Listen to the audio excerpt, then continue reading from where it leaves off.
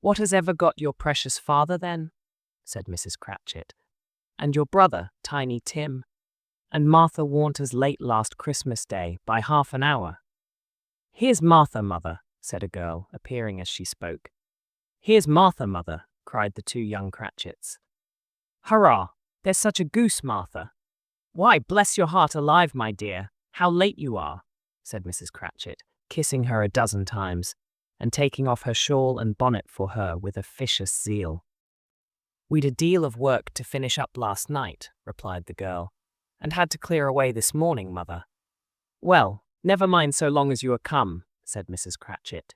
"Sit ye down before the fire, my dear, and have a warm, Lord bless ye." "No, no, there's father coming," cried the two young Cratchits, who were everywhere at once. "Hide, Martha, hide." So Martha hid herself, and in came little Bob, the father, with at least 3 feet of comforter, exclusive of the fringe, hanging down before him, and his threadbare clothes darned up and brushed to look seasonable, and Tiny Tim upon his shoulder. Alas for Tiny Tim, he bore a little crutch, and had his limbs supported by an iron frame. "Why, where's our Martha?" cried Bob Cratchit, looking round. "Not coming," said Mrs. Cratchit. "Not coming," said Bob, with a sudden declension in his high spirits, for he had been Tim's blood horse all the way from church, and had come home rampant. "Not coming upon Christmas Day." Martha didn't like to see him disappointed, if it were only in joke, so she came out prematurely from behind the closet door, and ran into his arms, while the two young Cratchits hustled Tiny Tim, and bore him off into the wash-house, that he might hear the pudding singing in the copper. "And how did little Tim behave?" asked Mrs. Cratchit, when she had rallied Bob on his credulity, and Bob had hugged his daughter to his heart's content.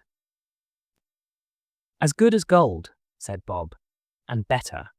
Somehow he gets thoughtful, sitting by himself so much, and thinks the strangest things you ever heard.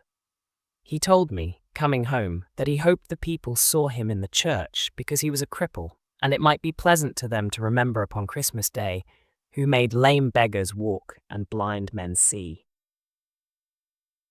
Bob's voice was tremulous when he told them this, and trembled more when he said that Tiny Tim was growing strong and hearty.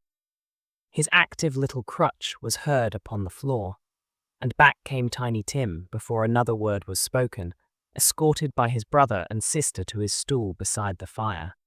And while Bob, turning up his cuffs, as if, poor fellow, they were capable of being made more shabby, compounded some hot mixture in a jug with gin and lemons, and stirred it round and put it on the hob to simmer, Master Peter and the two ubiquitous young Cratchits went to fetch the goose, with which they soon returned in high procession. Such a bustle ensued that you might have thought a goose the rarest of all birds, a feathered phenomenon, to which a black swan was a matter of course, and in truth, it was something very like it in that house. Mrs. Cratchit made the gravy, ready beforehand in a little saucepan, hissing hot. Master Peter mashed the potatoes with incredible vigour. Miss Belinda sweetened up the apple sauce. Martha dusted the hot plates.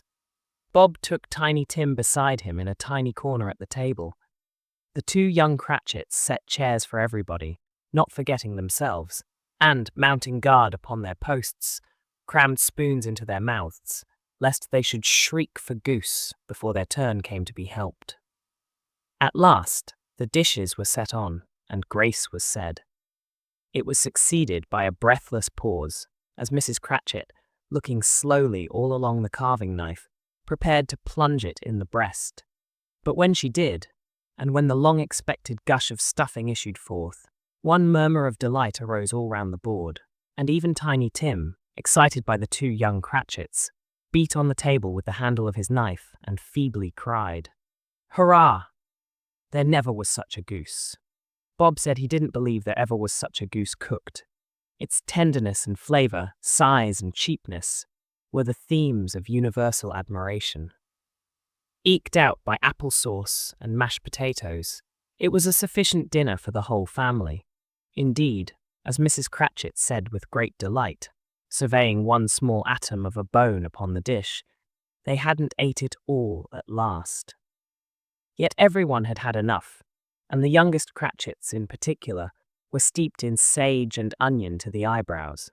But now, the plates being changed by Miss Belinda, Mrs. Cratchit left the room alone, too nervous to bear witnesses, to take the pudding up and bring it in. Suppose it should not be done enough. Suppose it should break in, turning out. Suppose somebody should have got over the wall of the backyard and stolen it, while they were merry with the goose, a supposition at which the two young Cratchits became livid. All sorts of horrors were supposed. Hallo! A great deal of steam. The pudding was out of the copper. A smell like a washing day. That was the cloth. A smell like an eating house, and a pastry cook's next door to each other, with a laundress's next door to that. That was the pudding.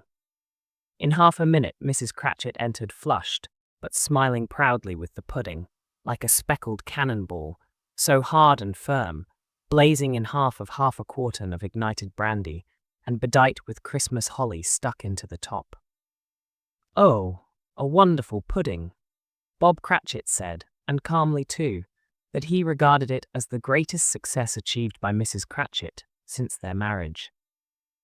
Mrs. Cratchit said that, now the weight was off her mind, she would confess she had her doubts about the quantity of flour. Everybody had something to say about it, but nobody said or thought it was at all a small pudding for a large family. It would have been flat heresy to do so. Any Cratchit would have blushed to hint at such a thing. At last the dinner was all done. The cloth was cleared, the hearth swept, and the fire made up. The compound in the jug being tasted and considered perfect, apples and oranges were put upon the table, and a shovel full of chestnuts on the fire. Then all the Cratchit family drew round the hearth in what Bob Cratchit called a circle, meaning half a one, and at Bob Cratchit's elbow stood the family display of glass. 2 tumblers and a custard cup without a handle.